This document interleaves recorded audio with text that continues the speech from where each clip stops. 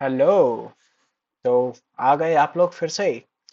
ठीक है, आना चाहिए, पढ़ना चाहिए। तो साइबर सिक्योरिटी के ट्राई हैकमी के कोर्स प्री सिक्योरिटी पाथ के अंदर हमने introduction to cyber security module पूरा कंप्लीट कर लिया है। हमारे चैनल पे ऑलरेडी प्लेलिस्ट के अंदर सारे वीडियोस हैं। उसके बाद नेटवर्क फंडामेंटल मॉडल्स भी हमने पूरा क्लियर कर लिया है, ये वीडियोस भी आप जरूर जाके देखें। और अब हम module 3 how the web works पे जाएंगे। और इसके अंदर सबसे पहला डीएनएस इन डिटेल्स को देखेंगे कि ये डीएनएस इन डिटेल्स क्या होता है। ओके, तो let me reset the progress, क्योंकि पहले भी मैंने इस रूम को कर लिया था और आपको दिखाने के लिए इस रूम को मैं फिर से करूंगा। तो चलिए शुरू करते हैं। तो सबसे पहले तो आप देख सकते हो एक वीडियो है दी गई है डीएनएस इन डिटेल के ऊपर। ये ट्राई एक्मी की खुद की अपनी वीडियो है जो ट्राई एक्मी ने खुद बनाई है। इसको आप चाहे तो देख सकते हैं जाके, वरना मैं तो समझा ही रहा हूँ इस वीडियो में, तो आप लोग सीधा क्या ही देखेंगे, जाके मेरा ही वीडियो देख लीजिए। मैं बना रहा हूँ वीडियो वीडियो तो उसको जाके देखोगे, इधर ही देखो भाई। तो सबसे पहले डीएनएस, ठीक है। तो ये डीएनएस क्या होता है, तो देखो, इंटरनेट पे जब भी आप कोई वेबसाइट ओपन करते हो, जैसे कि मान लो google.com, तो क्या आपने कभी सोचा है कि कंप्यूटर को कैसे पता चलता है कि ये वेबसाइट कहाँ पे है। google.com ली तो google.com ओपन हो गया, facebook.com लिखा तो facebook.com ओपन हो गया, amazon.com टाइप किया तो amazon.com ओपन हो गया।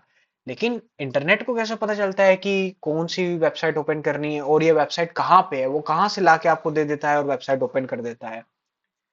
तो आज की वीडियो में हम वही समझेंगे कि ये जो काम है वो डीएनएस का है, जो कि इंटरनेट का बैकबोन है। तो हम इसी वीडियो में आज समझेंगे कि ये कैसे काम करता है। तो सबसे पहले एक क्वेश्चन यहाँ पे दिया हुआ है, वो कर लेते हैं पहले। पूछा है कि व्हाट डीएनएस स्टैंड फॉर। तो देखो, DNS stand for domain name system. तो यहाँ से मैं तो करूंगा कॉपी, ऐसे कौन लिखेगा यार, स्मार्ट वर्क करो। और यहाँ पे कर दूंगा, चेक करूंगा सही है कि नहीं है। आप भी साइड साइड में रूम खोल लो, इसको करते रहो, तो देखो ये एकदम सही है। तो देखो, सबसे पहले तो जैसे इसमें पता चला तुम्हें कि डीएनएस का full form domain name system होता है। तो सिंपल लैंग्वेज में डीएनएस एक ट्रांसलेटर होता है जो डोमेन नेम क्या होता है, google.com, amazon.com, ट्रैकवी.com, ये सब डोमेन के नेम है, को कन्वर्ट कर देता है आईपी एड्रेसेस में। आईपी एड्रेसेस में अब वो IPv4 में भी कन्वर्ट कर सकता है, IPv6 में भी कन्वर्ट कर सकता है। जैसे कि आईपी एड्रेस जो आपको मैं बताया था कि 4 ऑक्टेट के होते हैं, ठीक है, 0 से 255 उसके पेयर होते हैं। तो ये उनमें कन्वर्ट कर देता है। और जो कंप्यूटर है वो आईपी एड्रेसेस से ही समझता है। जैसे कंप्यूटर 0 1 को समझता है, लेकिन हम तो 0 1 में कुछ भी काम नहीं करते कंप्यूटर में। तो वो हमारी लैंग्वेज को कंप्यूटर लेवल लैंग्वेज में कन्वर्ट करता है और फिर उससे समझता है। तो सेम वैसे ही जो भी इंटरनेट है वो, उसको कैसे पता चलेगा कि एक रिकॉर्ड होता है सारा आईपी एड्रेसेस का कि ये वेबसाइट का आईपी एड्रेस ये वेबसाइट का ये है। और वो उस आईपी एड्रेस से वेबसाइट को सर्च करके आपके पास ले आ देता है। लेकिन आप सोचो, अगर आपको ऐसा नंबर, ये जैसे यहाँ पे दिया हुआ है 104.26.10.229, ये ट्राई हैकमी डॉट कॉम का आईपी एड्रेस है। ऐसे ही कुछ google.com का होगा, ऐसे ही कुछ amazon.com का होगा। तो सबका ऐसा आईपी एड्रेस याद रख लोगे? मतलब ऐसे दो चार का याद रख सकते हो, लेकिन सबका याद रखना तो यार नियर टू इम्पॉसिबल है, कोई नहीं याद रख सकता है। मैं क्या, कोई भी नहीं याद रख पाएगा, भगवान भी नहीं याद रख पाएंगे यार। तो इसीलिए इसको डीएनएस क्या करता है कि आईपी एड्रेसेस को डोमेन नेम में कन्वर्ट कर देता है, जिससे ह्यूमंस को याद रखने में इजी होता है और ह्यूमंस उसको याद रख सकते हैं। और जो कंप्यूटर समझता है वो आईपी एड्रेस है। अब देखो, तो हमने इसका क्वेश्चन का आंसर तो दे दिया था और ये एकदम सही था। अब चलते हैं डोमेन हायरार्की की तरफ। तो देखो, सबसे पहले ये डायग्राम को देखो, तो इस डायग्राम के अंदर 3 लेवल की डोमेन हायरार्की है। सबसे पहले ये जो रेड कलर में रिप्रेजेंट किया गया डॉट, ये रूट डोमेन है। फिर उसके बाद ये जो ब्लू सर्कल्स में रिप्रेजेंट है, ये टॉप लेवल डोमेन है। और उसके नीचे जो ये सारे डोमेन नेम्स हैं, ये आपके सेकंड लेवल डोमेन है। तो ये क्या होती है हायरार्की? अब जैसे हायरार्की नॉर्मल वे में समझो तो ऐसे होता है ना कि बॉस है, बॉस के अंदर कौन है, फिर उसके अंडर कोई, जैसे प्रिंसिपल के अंदर टीचर, टीचर के अंदर स्टूडेंट्स। तो वैसे ही ये रूट डोमेन है, इसके अंदर ये .edu.com, .gov, .military। और उसके अंदर फिर ये उसके स्टूडेंट्स, MIT, ट्रैक में, गूगल, यूएसए, नासा, आर्मी। अब ये देखो, ये .edu ये एजुकेशन के लिए यूज होता है, .com कमर्शियल वेबसाइट्स के लिए यूज होता है, जैसे कि ट्रैक में, गूगल।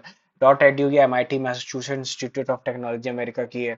.gov ये गवर्नमेंट वेबसाइट्स के लिए यूज होता है, जैसे यूएसए, नासा। और ये .mil ये मिलिट्री के लिए यूज होता है, जैसे यूएस आर्मी, इंडियन आर्मी, कुछ भी। तो अब देखो, तो टॉप लेवल डोमेन में क्या होता है, सबसे पहले टॉप लेवल डोमेन देखेंगे, मतलब कि ये सेकंड ब्लू वाले। तो टॉप लेवल डोमेन में यही, जैसे टॉप लेवल डोमेन में लास्ट पोर्ट होता है और ये इन्हीं चीजों को स्टोर करता है, जैसे कि .edu.com है ना, .gov।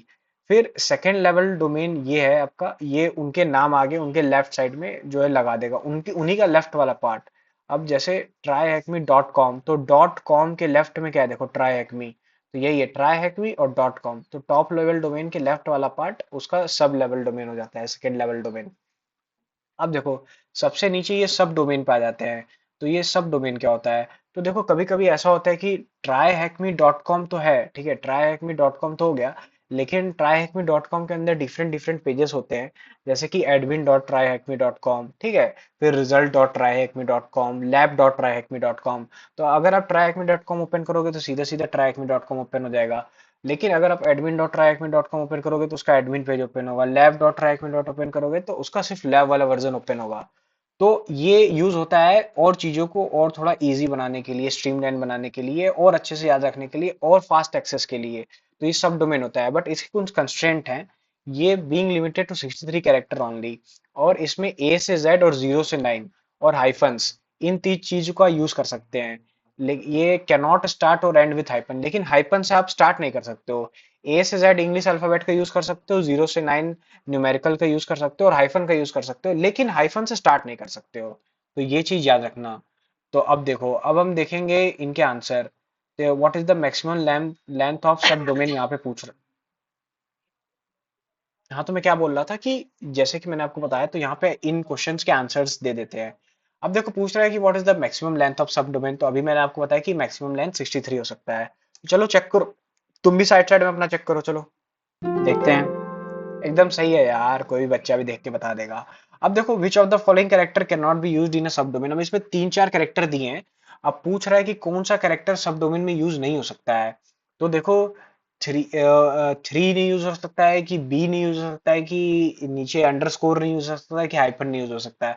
तो देखो हमने बोला था कि थ्री क्या है, 0 से 9 के बीच में आएगा तो यूज हो सकता है, बी जो है ए से जेड के बीच में आएगा तो यूज हो सकता है, हाइफन भी यूज हो सकता है, ये जो आखिरी में। बस बशर्ते हाइफन को स्टार्ट में नहीं लगाना है और एंड में नहीं लगाना है, बीच में यूज हो सकता है। लेकिन ये अंडरस्कोर नहीं यूज हो सकता है। तो यहाँ पे अंडरस्कोर टाइप कर दो। अब अंडरस्कोर में थोड़ी ना जा रहा हूँ कॉपी पेस्ट करने, अंडरस्कोर टाइप कर दूंगा। तो देखो एकदम सही है। तो 13 में से तीन क्वेश्चन का आंसर हमने दे दिया है। अब चलते हैं हमारे नेक्स्ट क्वेश्चन पे। पूछ रहा है कि what is the maximum length of domain name. Domain की नेम की मैक्सिमम लेंथ क्या हो सकती है। सब डोमेन की तो देखो मैक्सिमम 63 लेंथ हो सकती है, लेकिन अगर तुम ध्यान से देखो यहाँ पे देखो, but the length must be kept to 253 character of or less. पूरे के पूरे डोमेन की लेंथ 253 हो सकती है या तो उससे कम हो सकती है, जिसमें सब डोमेन की लेंथ भी इंक्लूडेड है। तो इसका आंसर 253 होगा। तो ये चीजें याद रखने वाली चीज नहीं है कि सब डोमेन की मैक्सिमम लेंथ 63 हो सकती है, डोमेन की मैक्सिमम लेंथ 253 हो सकती है। ये अभी यहाँ पे क्वेश्चन पूछा है तो यहाँ से पढ़ के आंसर दे दिया। अब इसका क्या ही काम, कौन याद रखेगा। सबके पास गूगल है, चैट जीपीटी है, जेमिनाई है, क्लाउडी है, सब टाइप कर लेंगे, पढ़ते पढ़ते वैसे ही याद हो जाएगा।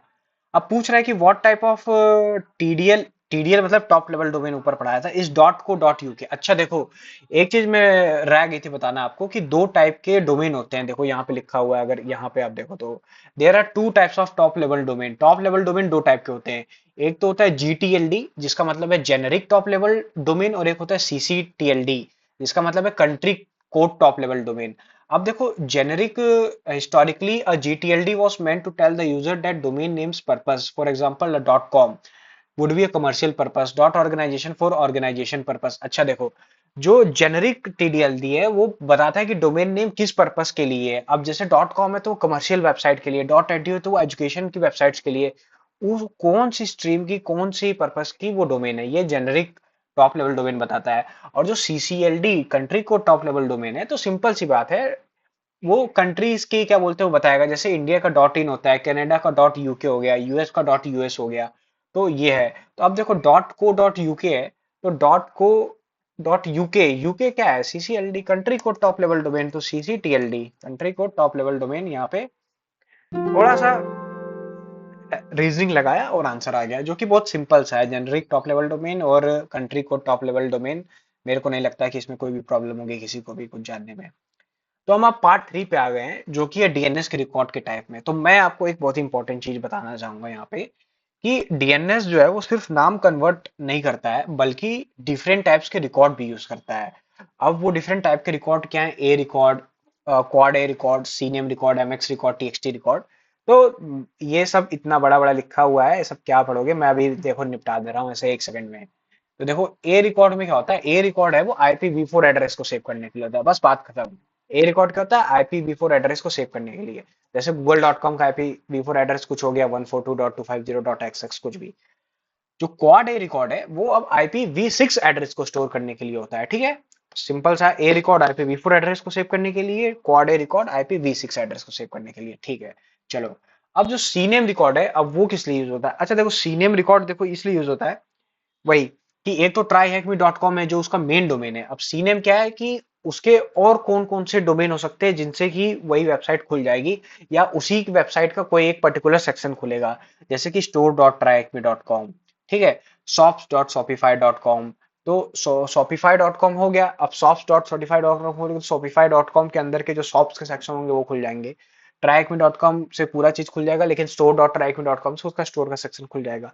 तो उनके और अल्टरनेटिव नेम्स के लिए सीनेम रिकॉर्ड यूज होता है। एमएक्स रिकॉर्ड है मेल सर्वर रिकॉर्ड, तो नाम से ही पता चलता है कि ये मेल के रिकॉर्ड को सेव करने के लिए होता है। जो भी वेबसाइट है उसका कोई एक पर्टिकुलर मेल होगा जिसपे आप यूजर मेल कर सकता है, क्लाइंट मेल कर सकता है, लोग कम्युनिकेट कर सकते हैं। तो उसका जो मेल का रिकॉर्ड है वो एमएक्स रिकॉर्ड सेव करेगा। और जो अपना ये टीएक्सटी रिकॉर्ड है ये एक्स्ट्रा इन्फॉर्मेशन स्टोर करती है, जैसे कि सिक्योरिटी और वेरिफिकेशन के लिए क्या यूज होता है, ठीक है, डोमेन वेरिफिकेशन, एसपीएफ, ये सब क्या चीज है, ठीक है, ये सारी चीजें जो है टीएक्सटी रिकॉर्ड यूज होती है। ये थोड़े अंदर की बात है, बाद में देखेंगे इसको। सबसे पहले पूछ रहा है, क्वेश्चन का आंसर देते हैं कि what type of record would be used to advise where to send mail. Simple सा है यार, मेल के लिए जो भी रिकॉर्ड यूज होगा वो मेल सर्वर रिकॉर्ड होगा, एमएक्स, ठीक है, एमएक्स रिकॉर्ड यूज होगा, इसको चेक करो। आप लोग भी बगल बगल भी चेक करो।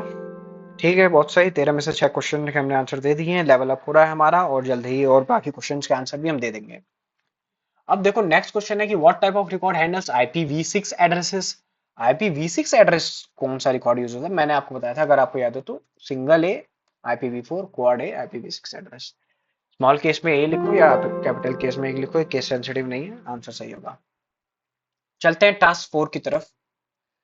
तो देखो ये थोड़ा सा डीप चीज है, इसको थोड़ा सा आपको समझना पड़ेगा। ये है कि जब भी आप डीएनएस रिक्वेस्ट करते हो तो एक्चुअली में होता क्या है। बात तो वही है ना।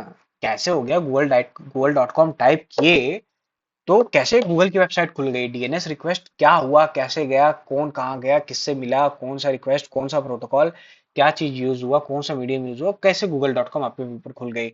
तो इसके कुछ स्टेप्स हैं। अब ये इतना बड़ा लिखा हुआ है, मैं आपको जल्दी से समझा दे रहा हूँ सिंपल स्टेप्स में। तो देखो सबसे पहले स्टेप 1 पे आ जाओ। Step 1, user request. सबसे पहले क्या करेगा यूजर जो है वो रिक्वेस्ट करेगा। यूजर ब्राउजर में कुछ टाइप करेगा, जैसे कि तुम गए ब्राउजर पे, कोई भी ब्राउजर खोला, गूगल क्रोम खोला, गूगल क्रोम ब्राउजर खोल के तुमने टाइप किया गूगल.com। तो ये हो गई स्टेप 1 तुम्हारी, जो कि क्या थी, यूजर का रिक्वेस्ट। अब हम स्टेप 2 पे चलते हैं। स्टेप 2 क्या होता है? Local cache check. स्टेप 2 क्या करेगा कि लोकल कैचे चेक। अब ये क्या होता है? देखो, कंप्यूटर चेक करता है कि क्या ये आईपी एड्रेस पहले भी स्टोर है, क्या तुमने पहले भी गूगल.com अपने कंप्यूटर में टाइप किया था, क्या तुमने पहले भी youtube.com अपने कंप्यूटर में टाइप किया था, क्या तुम पहले भी गूगल की वेबसाइट पे गए थे, क्या तुम पहले भी यूट्यूब की वेबसाइट पे गए थे, यूट्यूब खोला था। अगर अगर तुमने पहले भी गूगल खोला था, पहले भी यूट्यूब खोला था, तो वो तुमको डायरेक्टली उस कैचे मेमोरी से लाके दे देगा और गूगल की वेबसाइट तुम्हारे यहाँ ओपन हो जाएगी, यूट्यूब की वेबसाइट तुम्हारे ऊपर, कंप्यूटर के ऊपर, लैपटॉप के ऊपर, मोबाइल के ऊपर ओपन हो जाएगी। और अगर नहीं मिलता है तब हम स्टेप 3 की तरफ जाएंगे। तो अब देखो स्टेप 3 क्या होता है। स्टेप 3 होता है रिकर्सिव डीएनएस सर्वर का। Recursive DNS server. तो देखो रिकर्सिव डीएनएस सर्वर क्या होता है? एक रिक्वेस्ट जाती है आईएसपी पे, आईएसपी के पास। आईएसपी मतलब इंटरनेट सर्विस प्रोवाइडर, जो तुम्हारा जियो हो सकता है, एयरटेल हो सकता है, टाटा डोकोमो हो सकता है, वीआई हो सकता है, स्टारलिंक होगा यूएस में। तो स्टेप 3 में अगर कैचे में नहीं है गूगल.com, तुम पहली बार सपोज करो गूगल.com टाइप कर रहे हो, तो तुम्हारा इंटरनेट सर्विस प्रोवाइडर जहां से तुम इंटरनेट अपने मोबाइल में, लैपटॉप में एक्सेस कर रहे हो, मान लो जियो, तो अब वो जियो के पास रिक्वेस्ट गई उनके डीएनएस सर्वर पे। अब जो है सारे आईएसपी के पास अपना अपना, अब सबको डीएनएस सर्वर अलॉट होता है, सबके पास एक डीएनएस सर्वर होता है। अब वो क्या करेंगे उस डीएनएस सर्वर पे, स्टेप 4 में, रूट डीएनएस सर्वर। तो ये बताता है कि जो टॉप लेवल डोमेन है वो सर्वर पे जाना है, तो वो टॉप लेवल डोमेन के सर्वर पे रूट डीएनएस सर्वर भेज देगा। और फिर उसके बाद स्टेप 5 में क्या होगा, टॉप लेवल डोमेन सर्वर, देखो सबसे पहले रूट डीएनएस सर्वर पे रिक्वेस्ट जाएगी। जियो का जो डीएनएस सर्वर था उससे रूट डीएनएस सर्वर पे रिक्वेस्ट गई। रूट डीएनएस सर्वर पे रिक्वेस्ट जाने के बाद टॉप लेवल डोमेन सर्वर के पास ये एक अथॉरिटेटिव सर्वर इसे कहा गया है, इसके पास क्या बोलते हैं, एक अथॉराइजेशन होती है कि इसे रिक्वेस्ट को आगे भेजना है कि नहीं भेजना। फिर ये वो अपना काम करेगा। फिर सबसे आखिरी में रिस्पॉन्स को वापस भेज दिया जाएगा। तो आईपी एड्रेस यूज करके ब्राउजर को जो भी मिलेगा वो वेबसाइट को लोड करेगा, और उस वेबसाइट को लोड करके यही स्टेप से जो ऊपर से नीचे आए थे वापस नीचे से ऊपर जो वेबसाइट को तुम्हारे रिक्वेस्ट के लिए तुम्हारे रिस्पॉन्स को दोबारा से भेज देगा और तुम्हारे लैपटॉप पे चला जाएगा। तो थोड़ा सा कॉम्प्लेक्स हो गया है, मैं समझ सकता हूँ। सिंपल सिंपल ये समझ लो कि तुमने एक रिक्वेस्ट की वेबसाइट पे जाके, अगर वो वेबसाइट तुमने पहले भी खोली थी तो डायरेक्ट कैचे मेमोरी से वो वेबसाइट तुम्हारे ऊपर रीडायरेक्ट हो जाएगी और तुम्हारे ऊपर आ जाएगी, खुल जाएगी। अगर वो वेबसाइट तुमने पहले नहीं खोली थी तो सबसे पहले वो एक रिकर्सिव डीएनएस सर्वर के पास जाएगी। रिकर्सिव डीएनएस सर्वर चेक करेगा कि पहले थी तो वापस भेज देगा, नहीं थी तो आगे भेज देगा रूट डीएनएस सर्वर के पास। यहाँ पे देखो, रूट डीएनएस सर्वर उसे ऑथोरिटेटिव सर्वर के पास भेज देगा, और ऑथोरिटेटिव सर्वर क्या बोलते हैं, रिस्पॉन्स को तुम्हारे लैपटॉप पे भेज देगा। तो सिंपल सा ये फ्लो है, बस बात खत्म। इससे ज्यादा मैं नहीं समझा सकता। देखो, answer the following question below. अब देखो, यही जो हमने समझा इसी पे हम अब क्वेश्चंस के आंसर देंगे। तो चलो देखते हैं कि क्या है। सबसे पहले पूछ रहा है what field specify how long a DNS record should be cached for. तो कौन सी फील्ड स्पेसिफाई करती है कि कितने देर तक डीएनए ये अपना डीएनएस के रिकॉर्ड को कैचे में रखना है। अब तो जिंदगी भर तो तुम कुछ ना कुछ टाइप करोगे, तो कैचे में तो एक लिमिटेड मेमोरी स्टोर होगी ना। तो वो कौन सा रिकॉर्ड है जो कि इसको मेंटेन रखेगा, तो वो टीटीएल होती है, टाइम टू लिव वैल्यू। यहीं पे कहीं पे होगी जरूर। टाइम टू लिव वैसे हमने देखो यहाँ पे लिखा है, DNS record all comes with a TTL time to live value, this value is a number represent in seconds that the response should be saved locally until you have to look it up again. कितने दिनों तक, कितने देर तक, कितने सालों तक उसे cache memory में रखना है, क्योंकि कैचे मेमोरी में लिमिटेड होती है, वो भी अपडेट होती रहती है।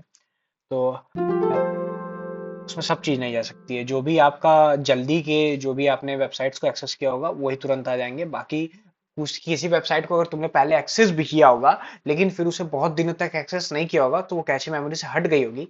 और फिर इसके बाद फिर वो यही स्टेप फॉलो करेगी कि वो रिकर्सिव डीएनएस सर्वर के पास जाएगी, फिर रूट डीएनएस सर्वर के पास, फिर अथॉरिटी के पास, फिर वो वापस तुम्हारे लैपटॉप पे आएगी। थोड़ा सा टाइम लगेगा लेकिन आ जाएगी। नेक्स्ट क्वेश्चन है कि what type of DNS server is usually provided by your ISP.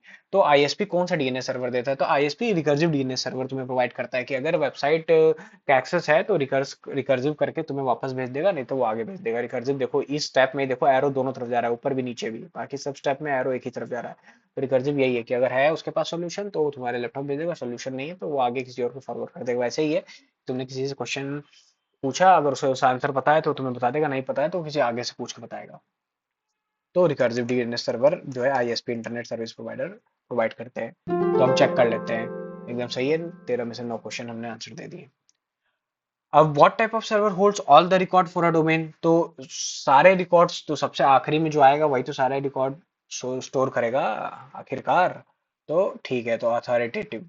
तो यहाँ पे अथॉरिटेटिव टाइप कर लेते हैं हम। चलो क्या टाइप करेंगे, थोड़ा सा बड़ा लपड़ लग रहा है, स्पेलिंग मिस्टेक कर सकता हूँ मैं, हमेशा हो जाती है मेरे से। यहाँ से मैंने कॉपी पेस्ट कर लिया, तुम भी कॉपी पेस्ट ही कर लो, मैं तो बोल रहा हूँ। अब चलो, अब हम आ गए हैं अपने एक प्रैक्टिकल पे, तो अब इसमें मजा आएगा। देखो यहाँ पे क्या है कि हमारे पास एक वेबसाइट है, तो हम यहाँ पे इस बटन पे क्लिक करके वेबसाइट ओपन कर लेंगे। तो हमारी वेबसाइट ओपन हो गई है। ठीक है। अब हमें ये कुछ 4-5 क्वेश्चन दिए हुए हैं। सबसे पहले पूछा है कि what is the CNAME of shop dot website dot T H M. अब देखो कहाँ से हम पता करें, तो देखो यहाँ पे एक बटन में सेंड डीएनएस रिक्वेस्ट, यहाँ पे डीएनएस रिक्वेस्ट भेज सकते हैं। यहाँ सब डोमेन का नाम लिखना होगा। और ये डीएनएस टाइप है, डीएनएस टाइप मतलब A C name M X T S T. सबसे पहले हमें सी नेम, तो सी नेम ठीक है हमने टाइप कर दिया। अब हमें इसका सब डोमेन टाइप करना है, shop dot website dot T H M. अच्छा ठीक है, तो इसका सब डोमेन हमने यहाँ से कॉपी किया, कंट्रोल सी, और ये कंट्रोल बी, और डीएनएस रिक्वेस्ट सेंड की। तो डीएनएस रिक्वेस्ट बोल रहा है कि देखो इसने NS lookup dot type C name shop dot website dot T H M dot website dot T H M. तो server can't find shop dot website dot T H M dot website dot, अच्छा अच्छा, sorry sorry sorry, ये तो पूरा domain name ही मैंने यहाँ से जो है कॉपी करके पेस्ट कर दिया। लेकिन यहाँ पे ध्यान से देखो, मांगा क्या है, मांगा तो सब डोमेन है, तो हमें सिर्फ सब डोमेन देना है, ठीक है। तो हम सिर्फ सब डोमेन का नाम लिखेंगे, जो मैंने तुमको बताया था कि सब डोमेन क्या बोलते हैं, website dot T H M असली वेबसाइट है, और shop dot website dot T H M, admin dot website dot T H M, है ना, result dot website dot T H M. तो जो भी रिजल्ट है, शॉप है, एडमिन है, ये जो है सब डोमेन का नेम है। तो हम इसका रिक्वेस्ट सेंड करेंगे। अच्छा देखो, तो अब ये क्या बोल रहा है कि server can't find shop dot website dot T H M dot website dot T H M, DNS type, अच्छा नहीं नहीं सॉरी, डीएनएस टाइप नहीं, हमें सी नेम फाइंड करना था। ओके, अब सी नेम सिलेक्ट कर लिया यहाँ से, और यहाँ से इसका सब डोमेन का नेम दे दिया। अब रिक्वेस्ट को सेंड करेंगे, ठीक है। तो यहाँ पे क्या आंसर आ गया हमारे पास, no authoritative answer, non authoritative answer, हमारे पास आंसर आ गया shop dot website dot T H M canonical name, ये है हमारे पास। सी नेम का फुल फॉर्म होता है कैनोनिकल नेम, ये आंसर है, ठीक है। तो इसको यहाँ पे पेस्ट किया, चेक किया, तो यहाँ पे थोड़ी मेरे से गलती हो गई थी। देखो सबसे पहले क्या हो गया था कि सीनेम पहले बार में मैंने सेलेक्ट किया था, बट मैंने सब डोमेन देने की जगह पूरा डोमेन का नेम दे दिया। सेकेंड टाइम में मैंने सब डोमेन का तो नेम दिया, लेकिन यहाँ पे डीएनएस टाइप सिलेक्ट हुआ था, तो वो भी गलती हो गई थी। जब लास्ट टाइम मैंने सी नेम सिलेक्ट करके और डोमेन सब डोमेन का नेम लिखा शॉप, तो आंसर हमारा आ गया। अब पूछ रहा है कि TXT value record of website dot T H M की, इसकी टीएक्सटी वैल्यू, तो इसकी टीएक्सटी वैल्यू और यहाँ पे इसका सब डोमेन का नेम, इसका सब डोमेन का नेम है वेबसाइट, ठीक है। चलो सेंड, तो क्या बोल रहा है कि value of T X T as D N S type T X T, देखो N S lookup dot T X T website dot T H M server addresses, ये आंसर इसका, हाँ देखो तो आ गया। तो देखो अब ये सेकंड जो क्वेश्चन है कि इसमें पूछ रहा है कि, फिर से बता देता हूँ मैं, website dot T H M का T X T record value, तो हमने टी एक्स टी पे सिलेक्ट किया। सब डोमेन, अब इसका सब डोमेन तो है नहीं, इसका तो website dot T H M खाली डोमेन है, तो हम सीधा सीधा सेंड रिक्वेस्ट कर देंगे और यहाँ पे website dot T H M के सब डोमेन आ जाएगी। और यहाँ से इसको करेंगे कॉपी, ठीक है, और यहाँ पे इस फ्लैग को करेंगे पेस्ट और यहाँ से करेंगे चेक, एकदम सही है, बहुत बढ़िया। अब पूछ रहे हैं what is the numerical priority value for MX record, numerical priority value क्या है एमएक्स रिकॉर्ड के लिए, तो ये एमएक्स रिकॉर्ड पे गए और सेंड डीएनएस रिक्वेस्ट कर दी। तो यहाँ पे देखो हम पे आ गया कि website dot T H mail exchanger 30, तो ये 30 आया, ये न्यूमेरिकल प्रायोरिटी वैल्यू है। तो 30, इसे चेक कर लेते हैं, बहुत बढ़िया, वेरी गुड, ऑल गुड। पूछ रहा है कि website address, what is the IP address of the A record of dot W W W website dot T H M, ठीक है। इसका हमें क्या बोलते हैं, ए रिकॉर्ड चेक करना है, ए रिकॉर्ड चेक करना है किसका, W W W dot website dot T H M का, ठीक है। तो इसका हमें सब डोमेन डालना है, तो सब डोमेन तो ही डला हुआ है, तो इसका देखो सब डोमेन है ही नहीं कुछ, क्योंकि मेन वेबसाइट का नेम है। तो हमारे पास क्या आ गया, इसका आईपी एड्रेस 10.10.10.10, ठीक है, इसको यहाँ से कर लो कॉपी और ये यहाँ से कर लिया पेस्ट। तो देखो ये था मोटा माटी कि कैसे सारे रिकॉर्ड्स काम करते हैं, और हमारा यहीं पे रूम हो गया बहुत ही कंप्लीट। और ये 5 टास्क कंप्लीट कर लिए, 118 पॉइंट अर्न हो गया, एक दिन की स्ट्रीक हो गई। नीचे हमारे पास स्ट्रीक है, और फिर कमिट टू कंटिन्यू हम यहाँ पे कर सकते हैं कि हम 30 दिन तक लगातार स्ट्रीक करते रहेंगे। और यहाँ पे आ गया आपका पेज, यहाँ से आप अपने वीडियो को लिंक्डइन में शेयर करो, व्हाट्सएप पे, टेलीग्राम पे, ट्विटर, फेसबुक, रेडिट, और सब जगह शेयर करते रहो, रीच करते रहो, पढ़ते रहो, ऐसे ही वीडियोस हर दिन आती रहेंगी। थोड़ा सा लेट हो गया था, एक मेरा हैकाथॉन चल रहा था इस वजह से, अब वो हैकाथॉन हो गया है सक्सेसफुली कंप्लीट, तो अब मैं फ्री हूँ, अब मैं रोज एक वीडियो डालते रहूंगा। और चैनल को पसंद आए तभी सब्सक्राइब करो, लाइक करो, शेयर करो, सब्सक्राइब करो। ओके चलो बाय, मिलते हैं कल, बाय बाय गाइस।